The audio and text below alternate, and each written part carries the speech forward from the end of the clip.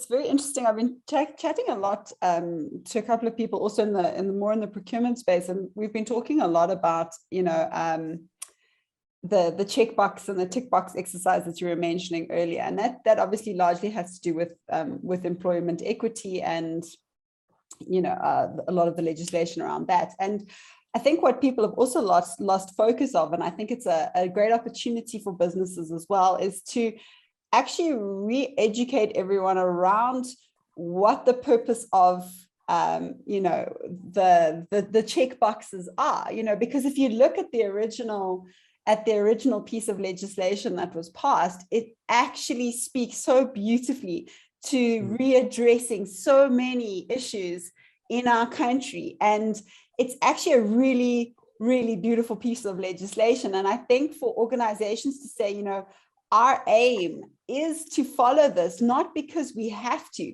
but because we are actively committing to readdressing this and actually creating the one gentleman, Trevor from ProcureSense, was explaining to me, a healthy economy is in the shape of a diamond with with this really great big band of middle class. And South Africa's economy looks like a hourglass or two inverted triangles with this, and our aim as a country is to transform into this diamond. And, organizations have such a great opportunity, I believe, to also build that into their DEI and to their onboarding experience, to say, this is what we stand for. We want to readdress this. And this is why we are working within this framework of legislation, rather than saying we're doing this because we have to, it just changes the reframe. For me, is so powerful in that as well. It really does. It really does. And I think there's something also like, if you look at the employment equity legislation, any of those pieces of legislation, there's the legislation and then there's the spirit of the law. Yeah. They don't always marry up so well. And I think actually for any organization to operate in South Africa now, in particular in South Africa, I think that to put our head in the sand and pretend that we haven't been part of a problem, or that the past, it was 25 years ago, why are people still moaning? Yeah, why haven't we moved on?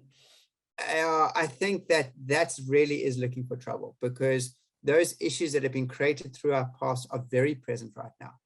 And I think what's needed, and actually somebody in the employee engagement space, you ask about what skills they need, a little bit of boldness, if you like, a little bit of confidence to actually show that really, to ask those really hard questions that people don't like to be asked because they don't want to know.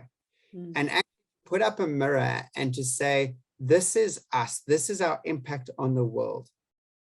And then secondly, what are we going to do about it? I think that's going to be crucial.